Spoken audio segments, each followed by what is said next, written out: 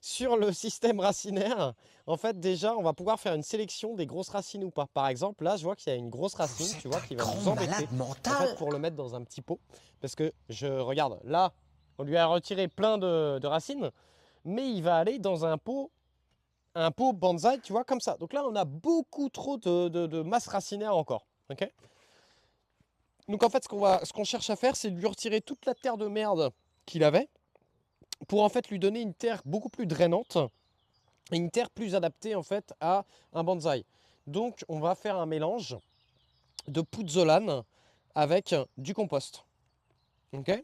Et en fait, dans un bonsaï, dans un arbre, je vais prendre l'exemple d'un bonsaï.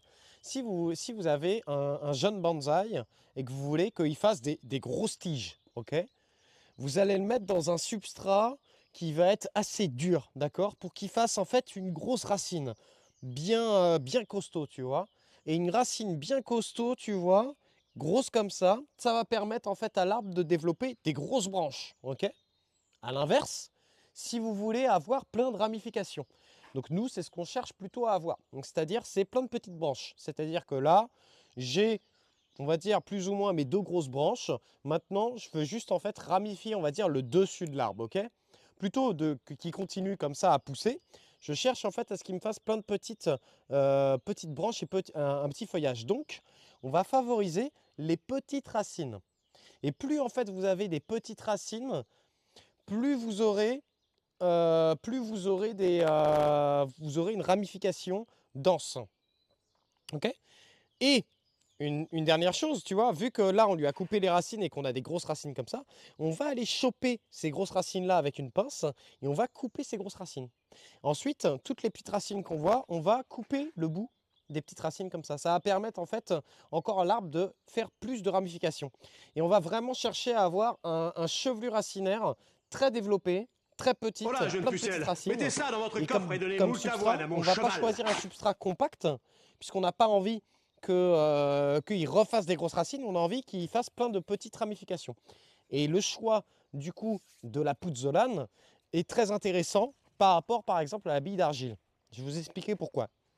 Quand vous mettez une bille d'argile, la bille d'argile elle est lisse, d'accord? Donc ça veut dire que la racine elle va plutôt s'enrouler autour de la racine, ok? Et en fait, ça va faire du coup si vous faites un bonsaï avec, si tu voulais, et que tu le rempotes avec des billes d'argile, du coup il va faire des longues racines très fines. C'est pas ce qu'on veut. Nous, ce qu'on veut, c'est plein de petites racines, plein de petites ramifications. Et en fait, la pouzzolane, c'est une roche volcanique. Et en fait, la roche volcanique, elle est très intéressante.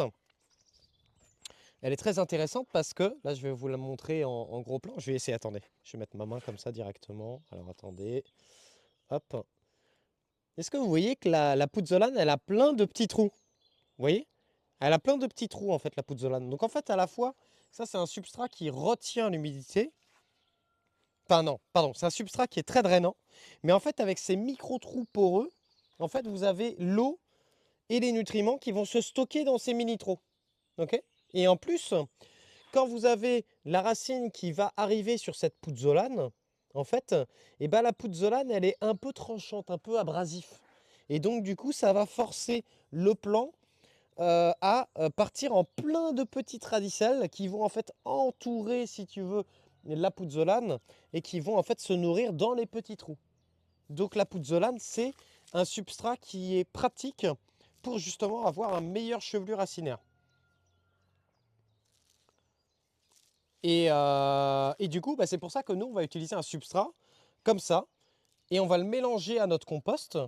Tu vois, là, tu as plein de petits trous, tu vois, là-dedans. Et ça, c'est super, en fait, pour l'arbre. Parce que tous les micro-organismes, tous les nutriments, etc., ils peuvent se stocker là-dedans. À l'inverse une bille d'argile, la bille d'argile, elle est ronde. Tu as très peu de trous dans une boule d'argile, elle n'est pas abrasive. Et du coup, ta racine, elle va s'enrouler, en fait, autour de la bille. Alors que là, sur la petite pouzzolane, sur la petite roche volcanique comme ça, c'est c'est vraiment très intéressant pour faire des bonsaïs. Et si vous êtes amateur de bonsaï, et que vous voulez commencer à faire un bonsaï,